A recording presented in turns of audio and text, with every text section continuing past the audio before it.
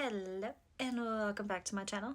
If you've not figured out yet, I will be posting these on my YouTube channel first and then here on TikTok lastly.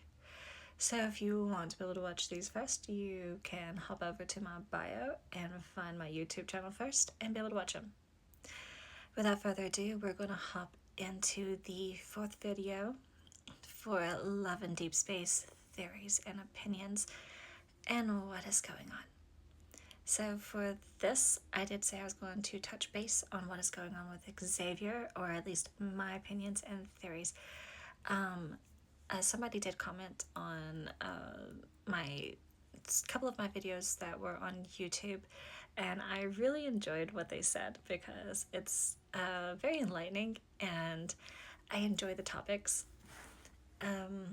So they had questioned what I was talking about when it came to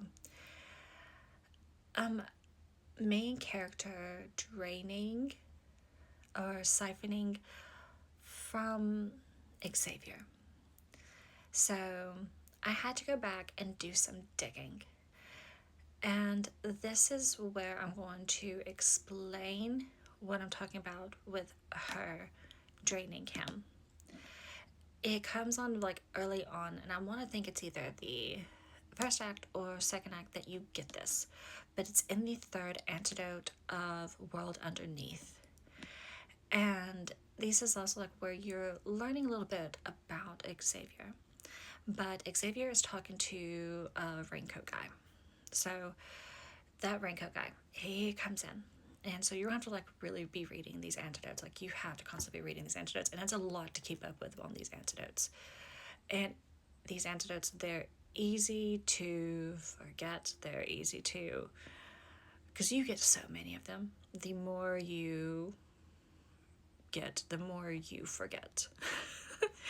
So you just end up forgetting half of the stuff that you end up getting when the more the story goes on. But the raincoat guy comes in, and pretty much she is supposed to be draining him. And he tells Xavier this. And Xavier knows this, but Xavier does not reiterate this to main character. So if you're wanting to go back, any of you guys are wanting to go back and refresh your memory on this, it is the third antidote for a World Underneath, and it's a conversation with Raincoat Guy. So, and that is also where I had gotten that ridiculous idea in my head that she could do the same thing to Raphael. Or possibly any of the boys, because it's like she's a powerhouse of being able to do this, and that's why Ever also wants her. She can drain and do this, and also she's one of the main ones that she can reincarnate and constantly come back, and she's able to do this. It's just a theory and opinion.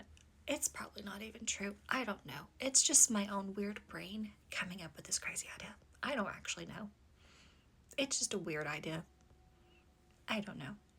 But she was a science experiment, and she has that at the core inside her.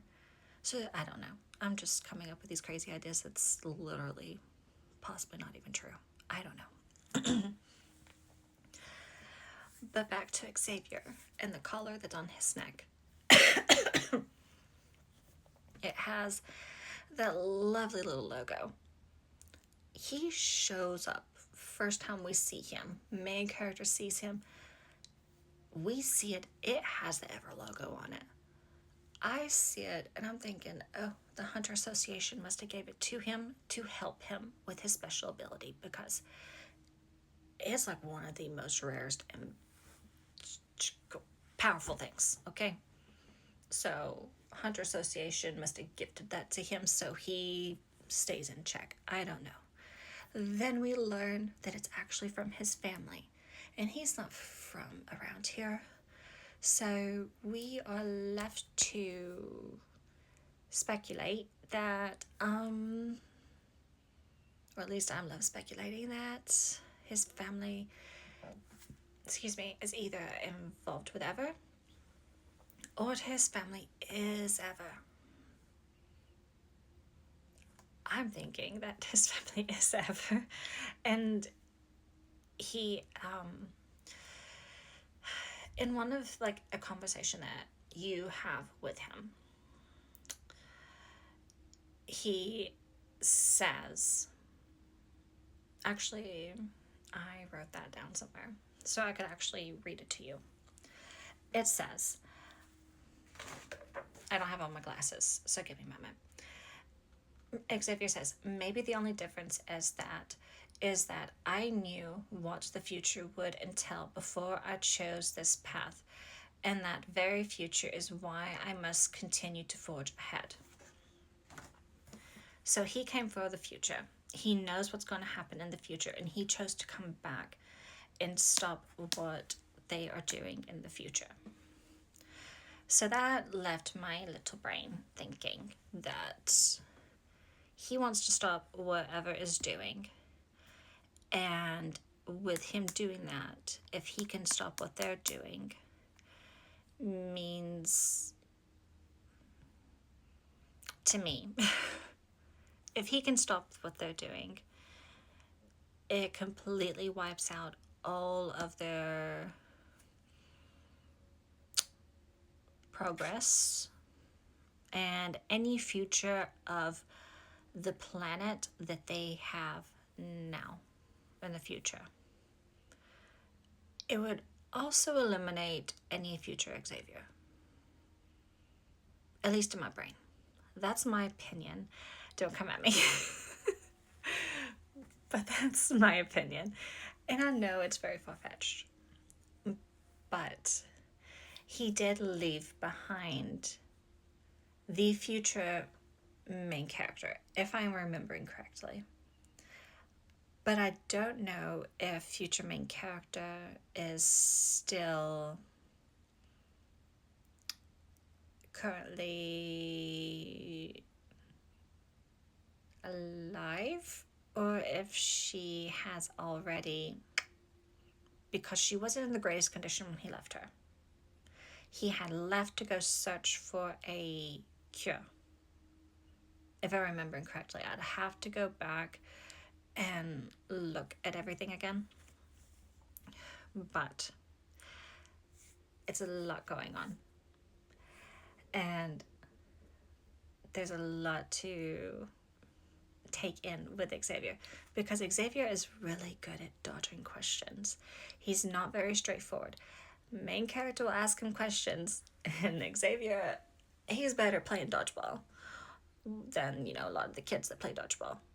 Like, he will play dodgeball with questions better than the kids that are playing dodgeball at school. Whereas, like, how some of the other characters, like, they'll be, like, straightforward with their, like, responses. Except for Caleb. Caleb will also play dodgeball with the responses. Caleb is also, like, dodging questions and giving, like, half answers.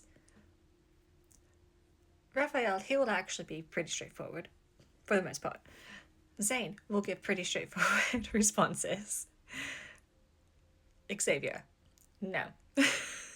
He's like, you know what? Let me not answer that.